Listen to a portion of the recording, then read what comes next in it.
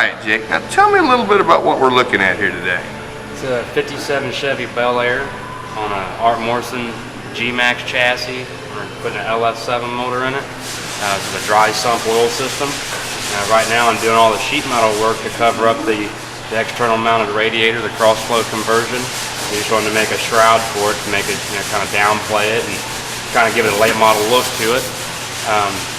Now, how long have you been working on this one, man? On this, the car itself, probably been working on it, I don't know, about 4 weeks. Oh, that ain't bad. You've made a lot of progress. Yeah. This piece of sheet metal here, we've got about 30 hours. Now, how did you bend that? Over a welding tank. Now, do what now? We've been over top of a welding tank to get this arch. Right. And then these individual filler pieces here, there's actually 1, 2, 3, 4 pieces, and these I just hammered, hand dollied over a piece of peck stone that I made. And these are individual pieces here to cap off the core support. Right. Then I extended the grill mesh bar or mount, whatever, and actually made a header panel out of it. And then I dropped the fender lips here to make a shelf for the whole thing to sit on, because this will all be removable so you can access the radiator and the fans. Now hold on a second. Now, did you draw any of this out first? No, I didn't draw any of it. You didn't draw anything? You just started bending metal? I just started bending and beating on metal. Is there a pile of metal out back taller than me? Of stuff that I mean, all the scraps are sitting over on that bench, just little slithers, So now, what's next, man? The next, I'm gonna do a cold air intake, kind of like a ram air intake bit. For these, this is just a dual ram and air horn bit, but we want to grab air from the original fresh air ducts for the heating system.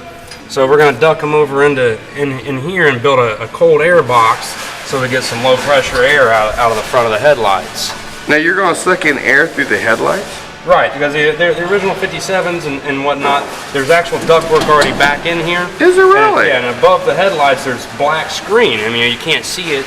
I did not know that. Yeah, that supplies the fresh air into the cabin for the heating. Oh, really? Originally, but since we're doing all vintage air stuff, I'm just going to convert it over to our cold air ram air. Oh, that's cool, dude. And now you just going to bend it all up yourself? No, I mean, I'll buy mandrel bent stainless tubing, right. Because they've got to be 4.5 inches in diameter. Right. And I'll just buy miscellaneous mandrel bends, and then we'll cut and splice and make it go where we want. You just make it go where you want to go. Yeah. So now, what's this going to look like when it's finished? What's the end result supposed to be? The car itself is going to look relatively stock on the outside. It'll have some 18-inch voids on it. The interior is going to look.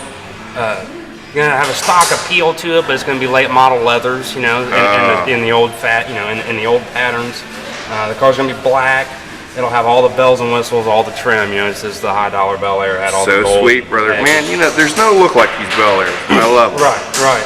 And then when you pop the hood, it'll be all late model. And you'll be able to access all that stuff. That's the nice part about it. I like that aspect. Right. A lot of people just go in there and weld that stuff in, and it's there forever.